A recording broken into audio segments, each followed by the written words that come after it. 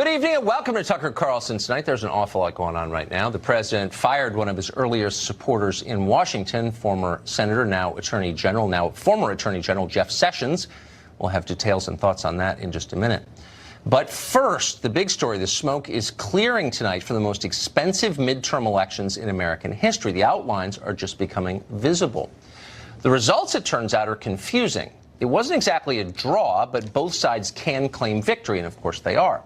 In the House, Republicans did slightly worse than average in a midterm election. In the Senate, they did a little better. Some of the races played out as referendums on the president's first 2 years in office. Other races had nothing at all to do with Trump. In some races, hard-edged ideologues won. In others, doughy moderates did. It was basically a patchwork. There are no obvious takeaways from what happened last night. But there are some useful lessons, and that's what we'd like to spend some time talking about tonight. What exactly have we learned from 470 individual congressional elections, some big governor's races, and a full year of political debate? Well, the biggest news is that Democrats just won back the House of Representatives after 8 years. They are thrilled with that, obviously, and yet they don't appear to have any idea how they did it. As of tonight, there really is no Democratic program or platform or message. There's no Democratic plan for making the economy stronger or the country safer. There's only Donald Trump, whom they despise.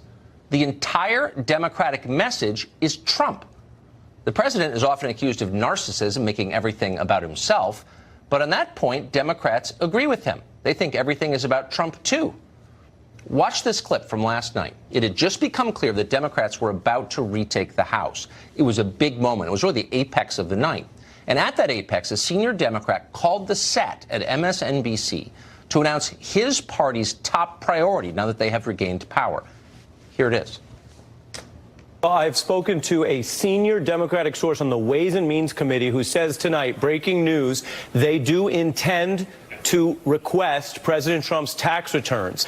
Getting your hands on those Trump tax returns, as everyone knows, would be a big deal for the committee.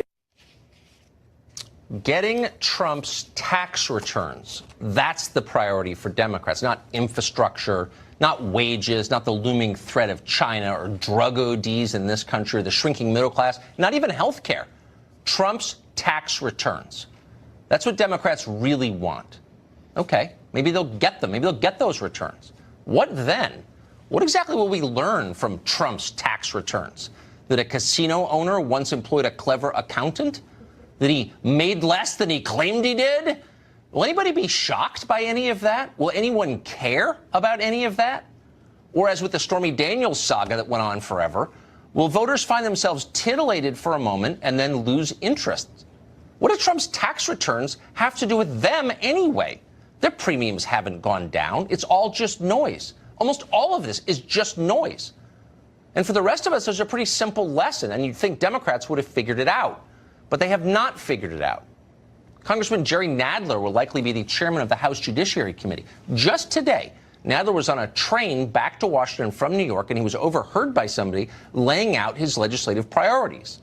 First on the list, not making this up, impeaching Brett Kavanaugh and removing him from the Supreme Court.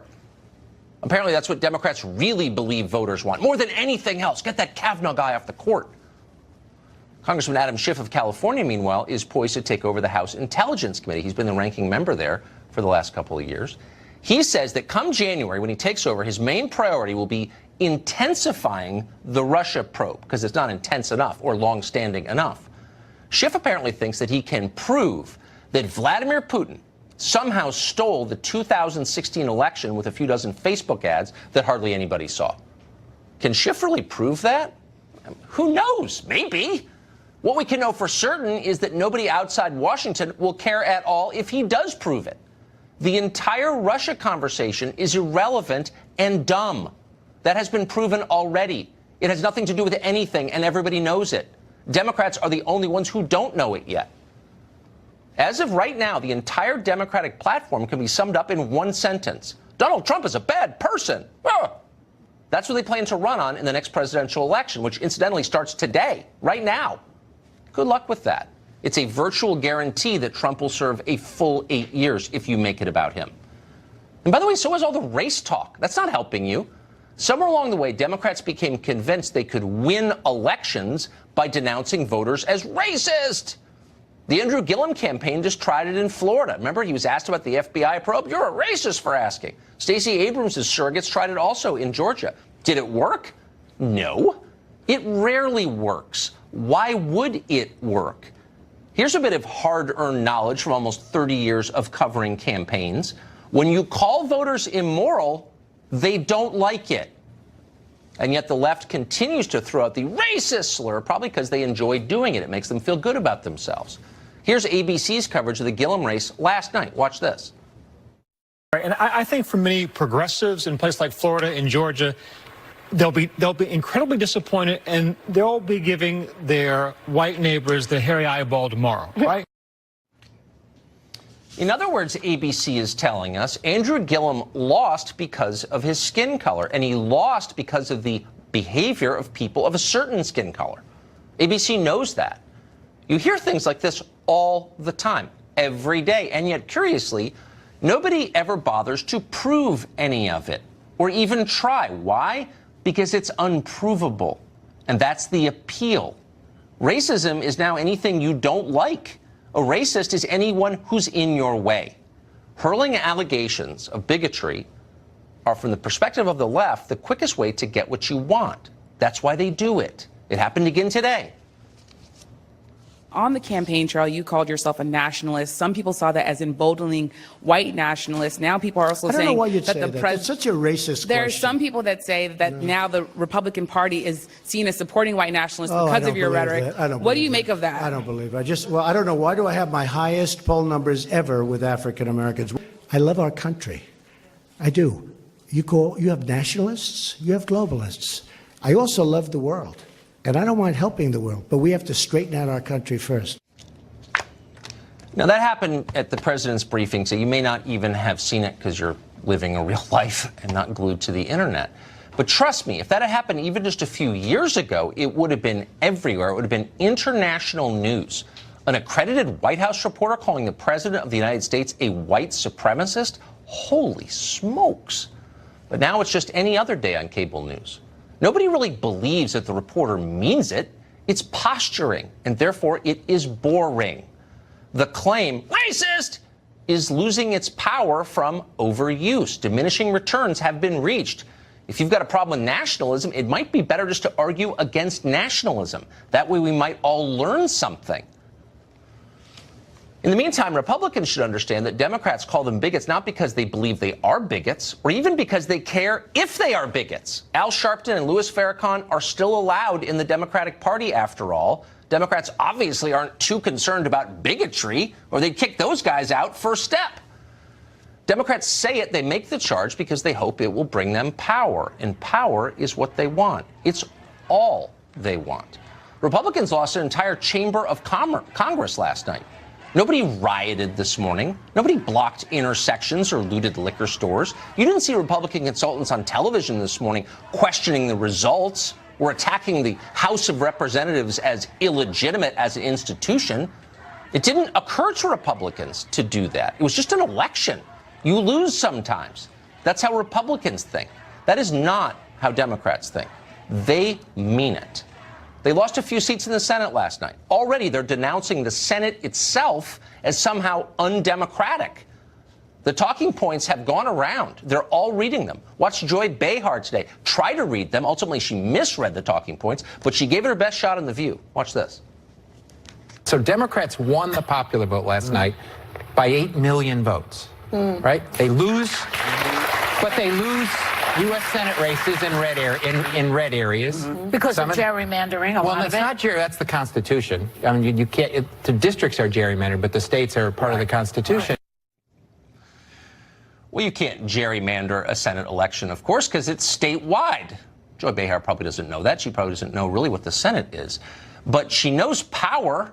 And like a lot of the Democrats you see on television, she will say whatever it takes to get power.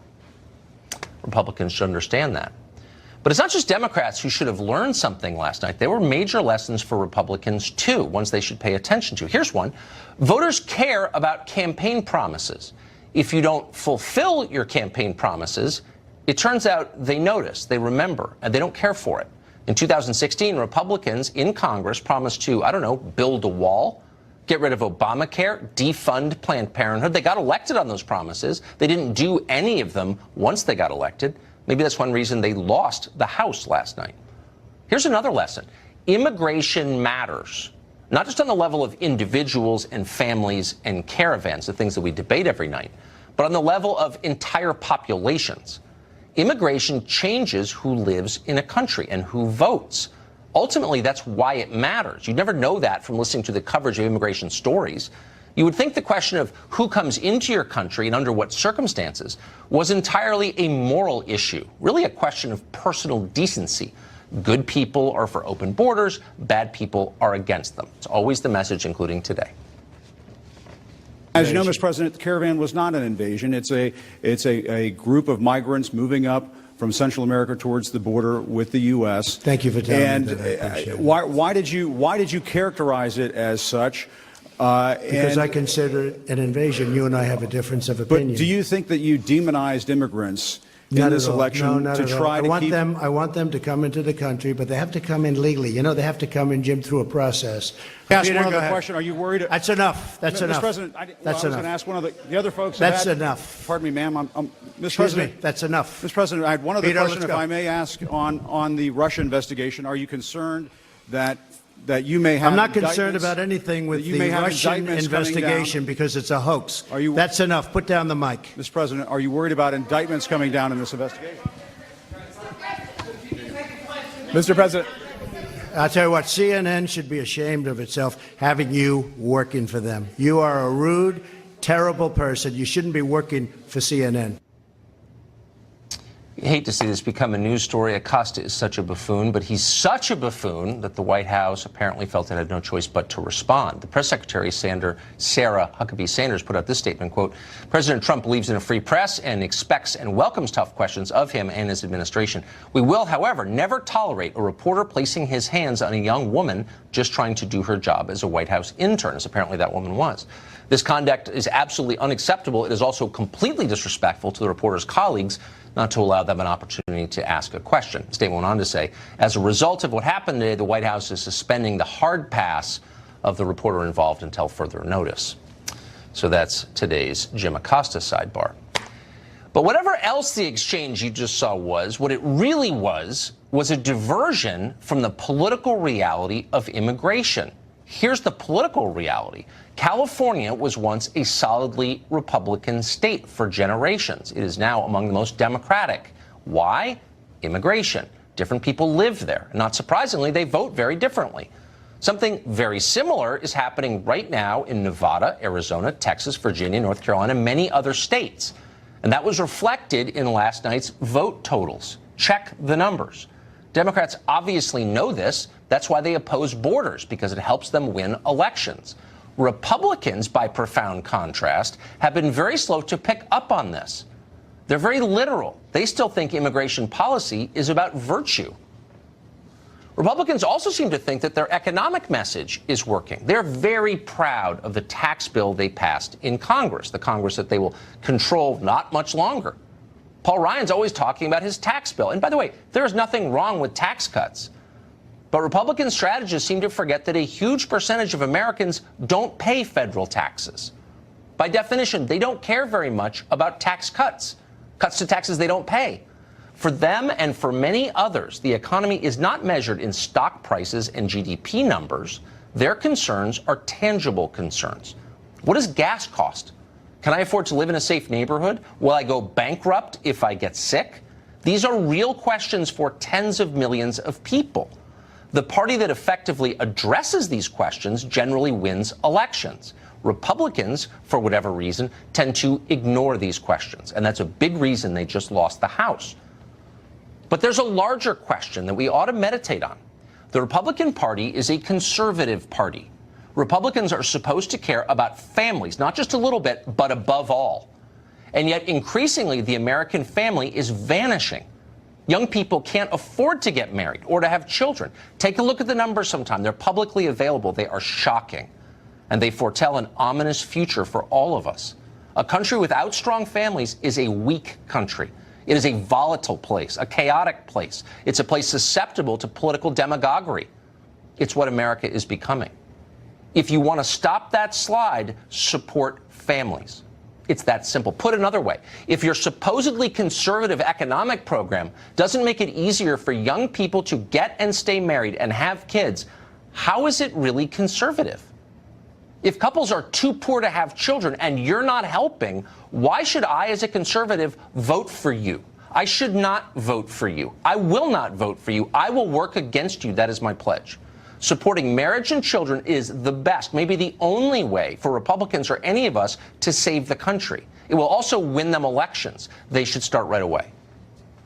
We'll be discussing the effect of yesterday's midterms throughout the hour tonight. Up next, we'll ask a Democrat what the party's message is coming out of the midterms and what, if anything, Democrats stand for. Dana Perino also joins us, as well as who the Democrats will choose for House Speaker. That's on the lineup for tonight. We'll, of course, also weigh in on the president's firing of the Attorney General. All ahead. Stay tuned.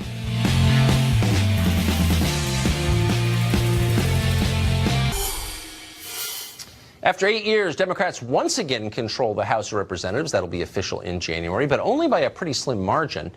Now a new battle begins, and that's the battle over the Democratic Party's message. What do they stand for? Is it open borders and socialism? Wages in the middle class?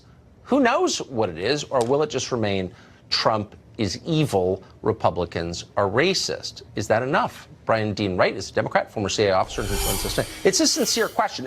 In my view, there's the identity politics wing of the party and the economic populism wing of the party. I know who I'm rooting for. Who do you think is going to win? What is the message?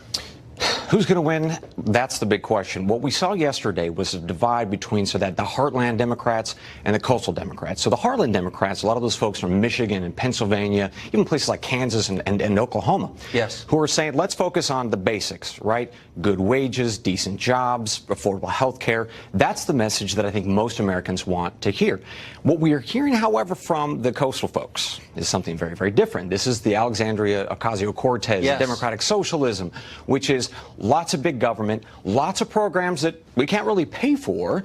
We want to abolish ICE. We want to not really address the immigration issue because we want open borders. That is the other wing of the party. Which one will win? Here's my concern of why the Alexandria Cortez folks will win. We've got DNC chair Tom Perez, who says that she is the head of the Democratic Party. She's the future of the Democratic Party. We also have Obama, who actually endorsed her as well. Wait, can I say, is that because she's impressive, or is it because of the way she... Right, I'm not being mean, but, no, but she's young, and she seems like she doesn't know very much at all, and so I'm beginning to think it's only because of her race and gender, which is not a good way to make these decisions on, because it's irrelevant. Of course. But this gets back to, I think, with the philosophical, the ideological struggle that's happening within the party right now, and that is this. Are we going to be a party that tells people you have to vote for Democrats because you're a woman, because you're gay, because the color of your skin is dark? That is one wing of the party. In fact, you hear it from people now in Texas criticizing white people who didn't vote for Beto. But saying thank you to folks who are of color. I'm just confused because here Beto O'Rourke is this white guy with a fake Hispanic name running against an actual Hispanic guy named Ted.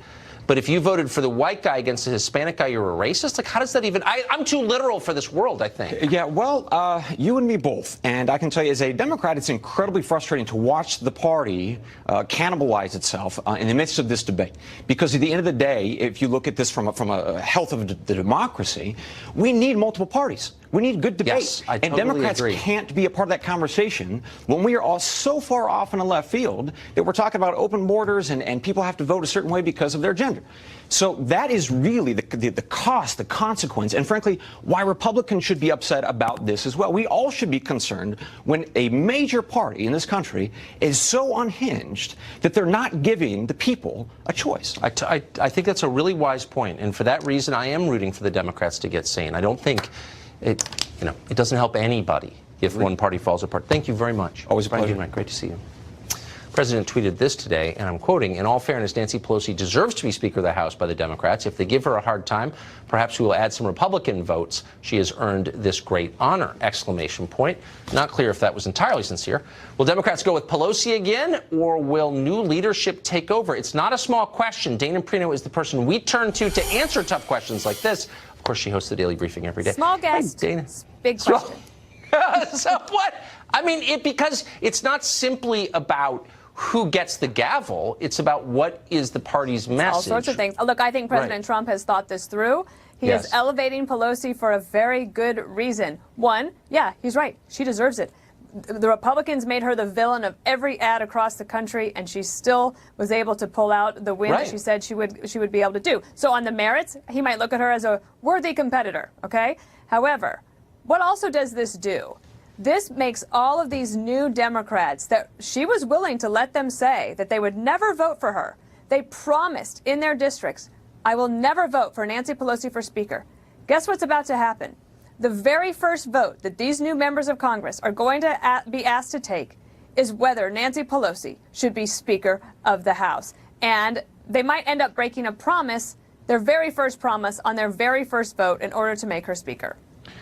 Now, why would they do that? I mean, Nancy, and I'm not attacking, I'm actually, I kind of agree with you. Nancy Pelosi's hung around, and, why wouldn't it be Nancy Pelosi? But why would people go against their pledges? So if Nancy Pelosi had been able to get like 65 seats, this wouldn't even be a question, because she would say, I don't care if there's 24 or 30 of you who say you don't want to vote for me. I've got a cushion large enough, then it doesn't matter to me, so it doesn't matter. But it's only 30 or so plus. I think what might end up happening is because the Democrats have no consensus, you just had this conversation with the previous guest. There's no message. What are they doing? Who are they? Who's going to be the leader? It's different than choosing a minority leader who is going to lob bombs all day long. Right. This one is important about the future of the country and the future direction of the party. And so I think that's why it makes a little bit more of a difference. If you remember, the Republicans said that they were going to repeal and replace Obamacare. They end this. They were going to they end this election cycle with Obamacare more popular than it was before. They didn't keep their promise on that vote, and that tends to enrage the base. I think what might happen, though, is that Nancy Pelosi, maybe the next generation, something like that, but they will probably end up having to cast their first vote for her. And I honestly can't wait for that. I mean, there's always, there's always an upside, and you were always the person who points it out. Look, and the good news is. The good news is, exactly. Dana Perino, great to see you. Thank you. Okay, bye-bye. The President fired his Attorney General today, Jeff Sessions. We will bring you details on what exactly happened and why and what it means after the break.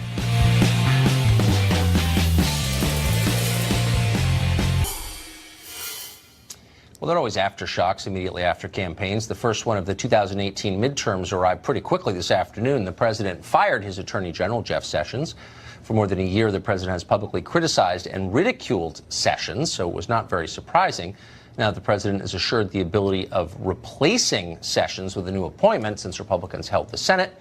Clearly, he saw no reason to keep him around. Now, in theory, going forward, Jeff Sessions could challenge Doug Jones in 2020 to reclaim the Alabama Senate seat that he gave up to serve the president as AG. If he did that, he'd almost certainly win. He's one of the most popular people in the state. We asked a source close to Sessions, and he said that's probably not going to happen, and Sessions will probably just retire into private life. And if he does that, of course, we will wish him the best, but it will be, and we should say this, a loss for the country. Donald Trump's long-shot presidential campaign succeeded because he promised what so many voters wanted, and yet what so few politicians were willing to campaign on because they are cowards. Among his many promises, the most important was his pledge to reverse decades of deliberate neglect and treat our national borders like they're real, like our country matters. Nobody understood that message better than Jeff Sessions. He understood it immediately. He was one of the president's first and most unwavering supporters, I think the first in the Senate, and it was because of immigration. When the president took office, he gave up an essentially lifetime post representing Alabama to help fulfill Trump's mission.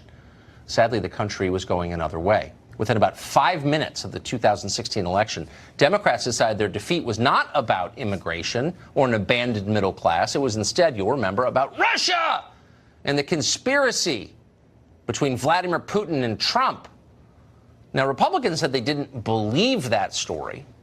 And yet, for some reason, many of them allowed Democrats to reframe the entire political debate in the country and make Russia the single biggest issue in American politics.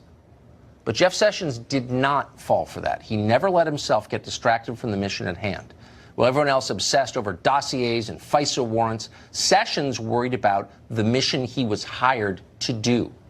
He introduced a zero-tolerance approach to immigration prosecution. He treated illegal entry into the United States as a crime because it is a crime.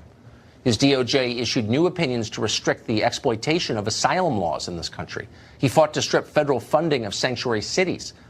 Courts ruled against him, but he did everything he could to get those things done. His department accelerated the hiring of immigration judges. Didn't get a lot of attention, but it's a big deal. More cases can be heard and deportations can take place more quickly. That's a service to America and also, by the way, to the people being held. On DACA, Sessions' refusal to defend that program, which is unconstitutional, really induced the president to end the program. Sessions wasn't just effective in immigration, though. He rolled back the Obama administration's soft-on-crime policies across the board. He pursued tougher penalties for drug dealers that earned the condemnation not just of liberals, but of wealthy libertarians who decided the war on drugs was a total disaster. This at a time when more people were dying every year of drug ODs than died during all of Vietnam. But the decadent decided, oh, it's immoral to prosecute drug dealing. Okay. The population knew differently because their relatives were dying.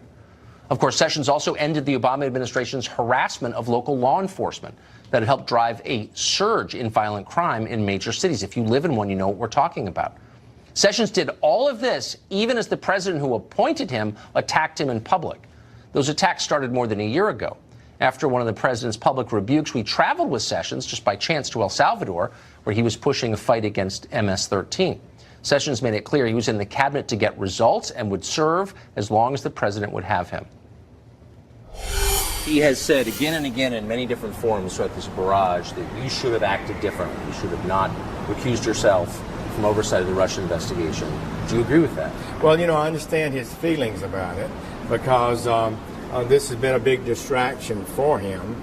But Tucker, I talked to experts in the Department of Justice, people who are trained in that.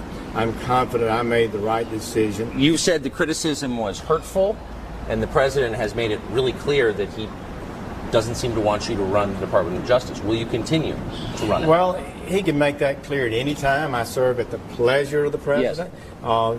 If he wants to make a change, he can certainly do so, and I would be glad to yield in that circumstance, no doubt about it. Sessions wasn't perfect, obviously. He never seemed like an especially good administrator of a large agency. He sometimes got rolled by his staff. The Russian investigations have shown that FBI and DOJ are deeply politicized, and Sessions never seemed to fully get a handle on the permanent bureaucracy beneath them. But if you take 3 steps back, here's what you see. In an administration beset with constant leaks and infighting and people looking out for themselves and only themselves, Sessions was maybe one of the very few people who never forgot why he was there, to make America a better country. We can only hope that his replacement will do the same. Well, several pretty extreme Democrats got beaten at the polls last night, but some of them won and are set to be fixtures on the national political scene and the other cable channels for years to come. Tonight, we launch our investigation into this and begin tracking these people. Lisa Booth is an independent women's voice senior fellow. She's here with details. Hey, Lisa. Hi, Tucker. How are you? I'm great. So many, 470 different races, House and Senate, and it's hard to keep track of a lot of them. So tell us what we should be paying attention to. Well, so one of those voices that we're going to be hearing a lot from next Congress is Alexandria Ocasio-Cortez. She won her New York 14th congressional district in a landslide, but I think she's going to be a little bit disappointed when she gets to Capitol Hill. Take a listen to this to find out why. I would love to get inaugurated January 3rd, January 4th. We're signing health care, we're signing this, we're decarcerating our society. Well, Tucker, as you know, members of Congress don't sign bills into law. They write them. Also, she was not inaugurated last night. She was elected tonight because that's what happens to members of Congress. I think she's also going to be a little bit disappointed when she finds out that all these free things she wants, we cannot afford, like free health care and college tuition. And Tucker, as you know, Maxine Waters also won her California congressional district in a landslide, and she has one thing on her mind. Take a listen to this. They say, Maxine, please don't say impeachment anymore. And when they say that, I say impeachment, impeachment, impeachment. So she is going to be the incoming House Financial Services chairman. And clearly she's got impeachment on her mind. So this is what President Trump is up against next Congress. I'm sorry to laugh. I mean, it's a self-centered laugh since I work in cable news, and they're guaranteeing another 2 years of great tape. Lisa, thank you. I know you'll be following this stuff for us as it progresses. Thank you, Tucker. I'm looking forward to it. Thank you. Thank you. Stock market's up, unemployment is low, but the Republican Party still lost the House. How did that happen? Is their economic program still appealing to middle America? That's a question maybe we should talk about, and we will after the break.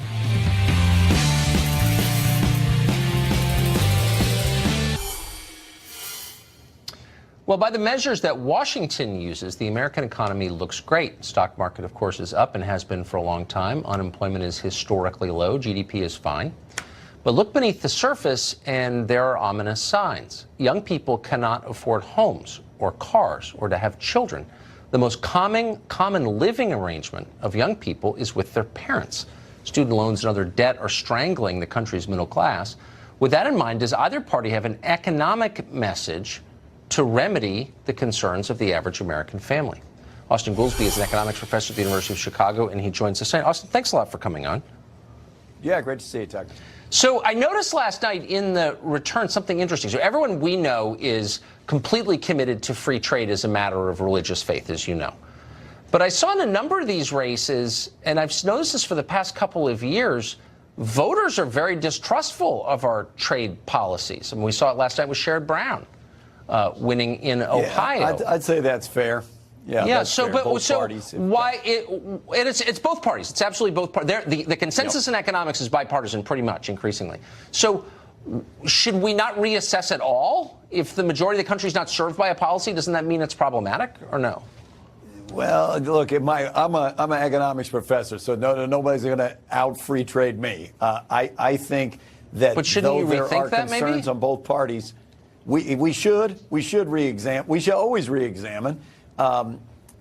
In this case, I think that in many of the circumstances where people are the most upset, it wasn't actually trade that led to the problem. But I might be wrong. We should re-examine. Well, look, I'm hardly an economist, though that's probably in my favor most of the time.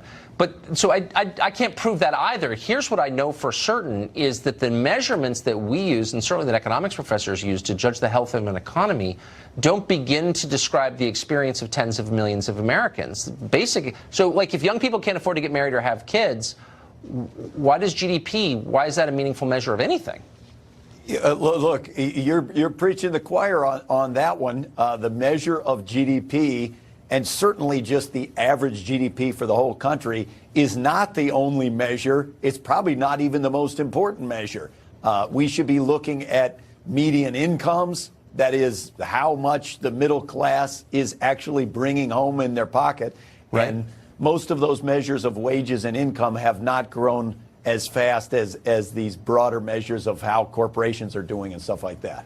Do you think there's any more important measure of a country's long-term prospects than how many young people get married and have kids? What would be a more important measure than that? I agree with you that is an important one, though there are a lot of things going on. That's been a trend for a long time, that people are getting married later and starting families later. But if you look at the surveys on it, people consistently say the main driver, and it's complex as all human behavior is, but the main driver is economic. We can't afford it. And so what's more ominous than the only that? thing I'd highlight, the only thing I would highlight, I'm not meaning to minimize that. It is important. It is also important in modern societies that people get as much education and skill as they can, because that's going to raise their wages. And when people go to school for longer, that tends to put off when they're getting married, when they're starting their families. So which do you think is more, just as a philosophical question, which is more important for a society, being successful at an investment bank or having children? Well, I would definitely vote for the kids over the investment bank. But at the same time, we want people to get education and raise their skill level. That will allow them to provide for their families. That will allow the economy to grow. And that will allow it to be spread more than just in a very concentrated way. But the opposite has happened. Is that? And I know you're a professional academic, so maybe you don't want to admit it. But literally the opposite has happened as universal college has become a reality, and it basically is a reality now. The country's become more stratified. So like the opposite has happened from what you've just said. Well, why? I wonder. Only about a third of people have a college degree. It hasn't become universal at all. Compare that to 30 years ago or 50 years ago. Everybody who wants a college degree can essentially get one. Okay. Educational attainment has stalled out in the country, and I think that's a big component of why inequalities continue to rise. Are you being serious? Because the country was more equal when like 5% had college degrees. Wait a second. Okay. I'm sorry, they're telling me I have to wrap. From 1900 to 1970, we saw a dramatic expansion of educational attainment. And we had shrinking inequality over that time. The middle class was doing a lot better. Starting around 1970 to 1975, you see educational attainment stall out, and you see inequality start to rise. I don't believe that's true, but now they're telling me I really do have to go. Austin Goolsbee, I hope you'll come back so we can talk that through. It's always fun to see you, Tucker. Thank you. Well, the left argued consistently that a vote against them was a vote for racism. They've argued that in the last two elections, almost universally, it didn't work, but they're still arguing it. Why is that? We'll be right back.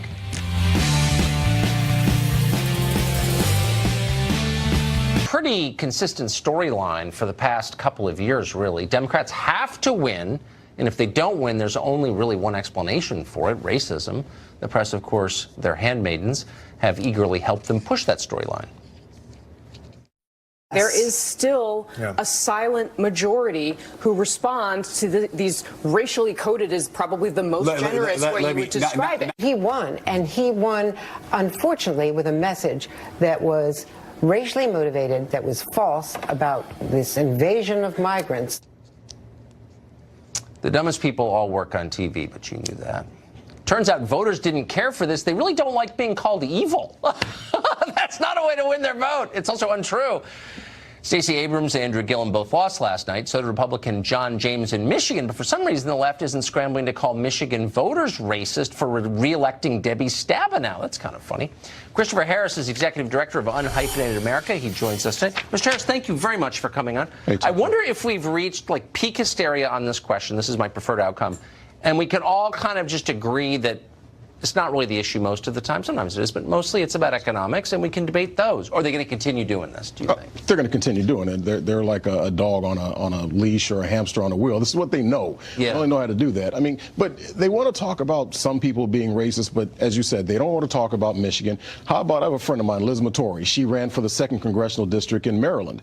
She lost by 157,000 votes. So the question is to the people of Maryland, are you racist? Right. You didn't vote for a black female Republican, which she's actually first-generation American. How come those 157,000 people didn't vote for her? Are they sexist? See, this is what happens. If we're going to play this game, then let's play this game. Let's be consistent with it. They don't want to play the game because it doesn't work. It doesn't pass the smell test. So then why should Republicans or conservatives play the game? I mean, when they're accused unfairly and it's transparently false and silly of bigotry or being immoral, why don't they just laugh? Well, that's the beauty of President Donald Trump, right? I mean, he's nowhere near racist, and I saw something recently said that he's post-racial, and I think that's probably the most accurate depiction of him. He's post-racial. He knows this is all bunk. He laughs it off, and that's what every Republican should do. Every congressional Republican, every Republican around the nation should learn that lesson. Don't take the dog whistle. They're going to call you racist. I said that on the show before. Every Republican has been called a racist. Why do you keep falling for it? Well, I think for people who aren't in the public eye, I mean, there's a real threat. I mean, for one thing, you lose your job over it. People lose their jobs. Definitely. Screaming lunatics show up at your house and scare your children. I mean, there are real costs, but maybe we de-escalate by laughing in the face of absurdity. Oh, definitely. I mean, that's what I do all the time. I laugh at people, and especially when somebody tries to push it on me, I mean, I let them know that I don't feel 1 ounce of inferiority to anyone, and ultimately that's what they're saying to people of color, black people, Hispanics, whatever like that. They're saying that we see you as inferior, and so we're the great white hope who's going to come out there and protect you, but I don't need you to protect me. I can protect myself. I don't need I don't need any special privileges. I have the Constitution. How about we just stand up to the Constitution? That's all we're really asking for. That would just, doesn't that, I mean, this is a long conversation, but doesn't it drive you crazy? Absolutely. And my wife has to hear me kind of rant about things on occasion. God bless her for putting up with me on that. But yeah, it drives me crazy. It would drive me crazy too. Christopher Harris, thank you. As always, great to see you. Thank you. Much ahead in our coverage of the midterm results. We'll be right back.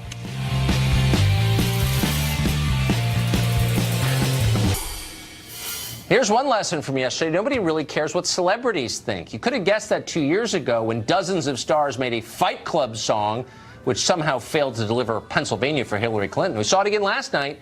Oprah campaigned for Abrams in Georgia. Taylor Swift campaigned in Tennessee for the Democrat. If Hollywood had its way, Beto O'Rourke wouldn't just be senator, he'd be king. Instead, all of them lost. That's a good sign for America. Everyone in L.A. still seems to think Beto O'Rourke will be president. That's an almost certain sign he won't be. Congratulations to America. That is it for us tonight. We'll be back. The show that is a sworn enemy of lying, pomposity, smugness, and groupthink. I'm taking 2 days off. I'll be back Monday. In the meantime, Sean Hannity from New York. All right, Tucker, great show as always.